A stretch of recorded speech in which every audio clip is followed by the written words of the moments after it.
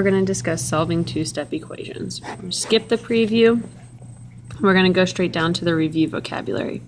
It says identify the following inverse operations. Draw a line from each operation to its inverse.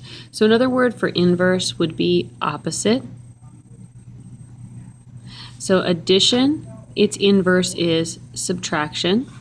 Subtraction's inverse is addition. Multiplication's inverse, division, and division's inverse is multiplication. All right, new vocabulary. Define the following terms from this lesson. A two-step equation. This is an equation that requires two inverse operations to solve. Two inverse operations or two steps. Okay. Vocabulary link.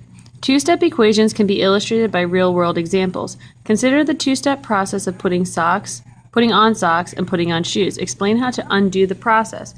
Write an example of another real-world process that takes two steps to undo.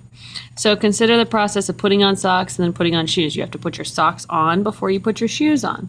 So to undo that process, you would have to take your shoes off and then your socks off. So to undo, shoes off first, and then socks off. Okay. Another example of a real-world process that takes two steps to undo. So let's think about maybe going for a car ride. So the first thing you would do, right? You're going to turn on the car and then drive.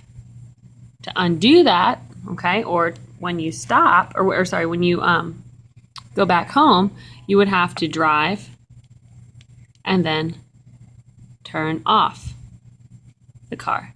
So you basically do in reverse. All right, turning the page, we have some examples. The first one asks us to justify each step of the equation. So we have 6x minus 14 equals 16. If you notice here, we are adding 14 to both sides. So that is the addition property of equality. Okay, the next step down, we've got a negative 14 and a positive 14. They cancel out, so we have 6x equals 30. So that's going to be your additive inverse property.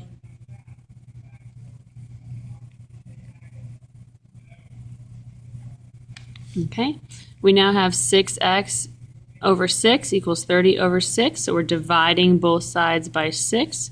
So we have the division property of equality. And last but not least, we have our solution. All right, moving on down, solve the equation given the justification for each step. So we have y divided by 9 plus 4 equals negative 2. First thing we're going to do, to get rid of that positive 4, we're going to subtract 4 from both sides. So we're left with y over 9 equals negative 6. So simplify step.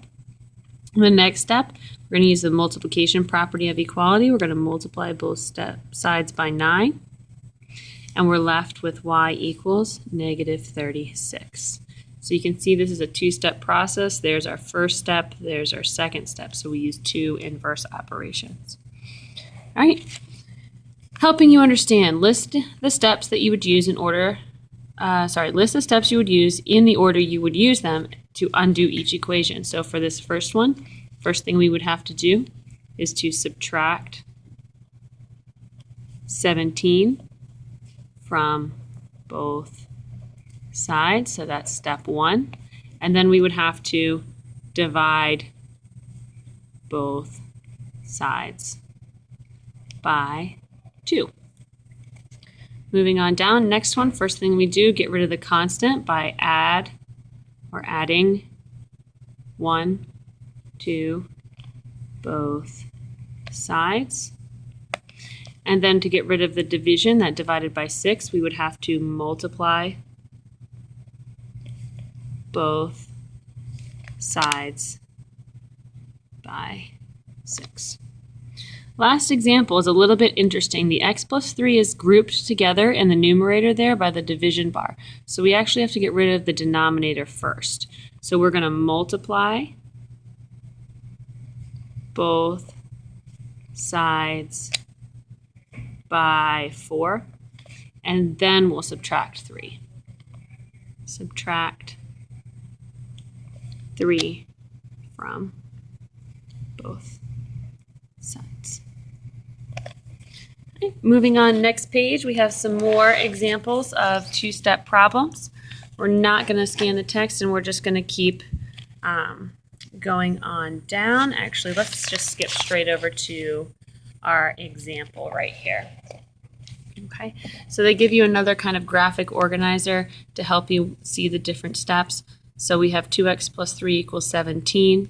We're going to subtract from each side. We're actually going to subtract 3 to cancel out. So we're subtracting 3 from each side to get rid of the plus 3. All right, so then we're left with 2x is equal to 17 minus 3 equals 14. And then we're dividing each side by 2 in order to reverse that times 2 that you see here. And so 14 divided by 2 gives us 7. Just simplify or your solution.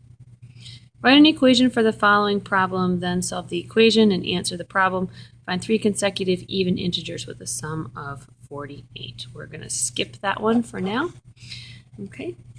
And explain why working backwards is a useful strategy for solving equations.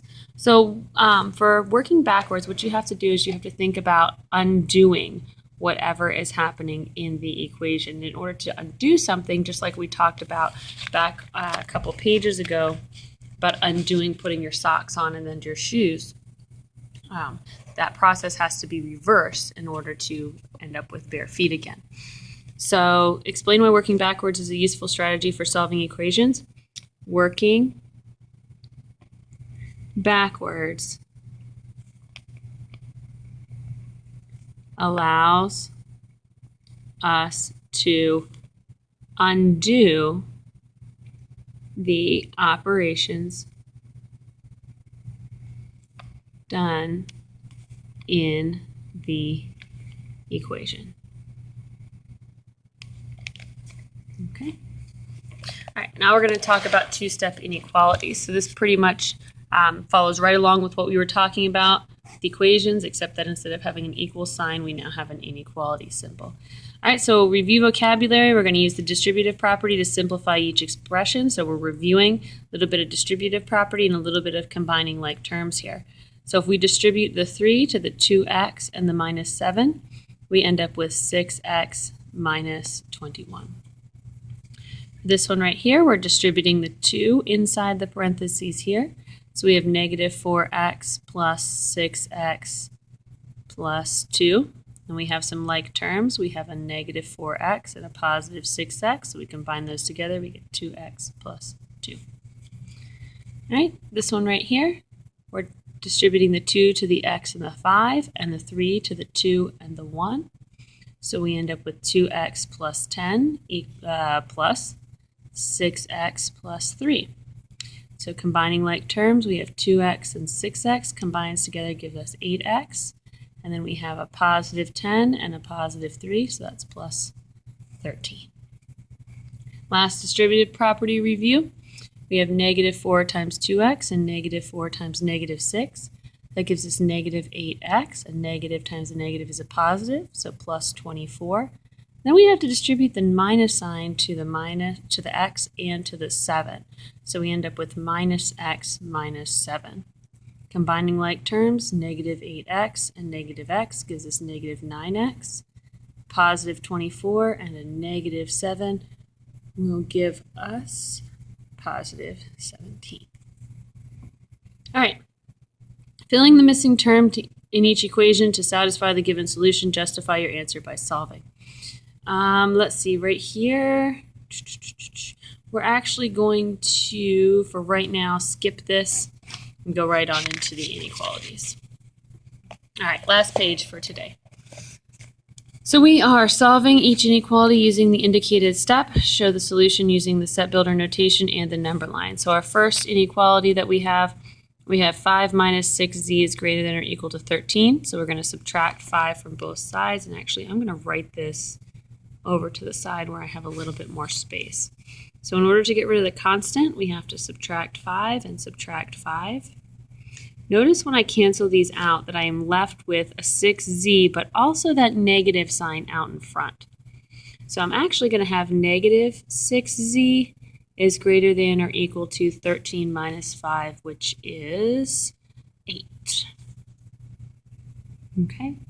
Then I have to divide both sides by negative 6 in order to get rid of the times negative 6 here.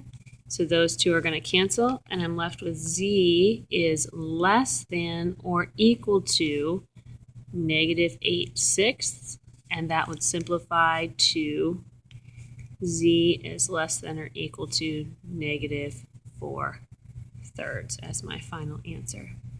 So don't forget to reduce that fraction or simplify that fraction.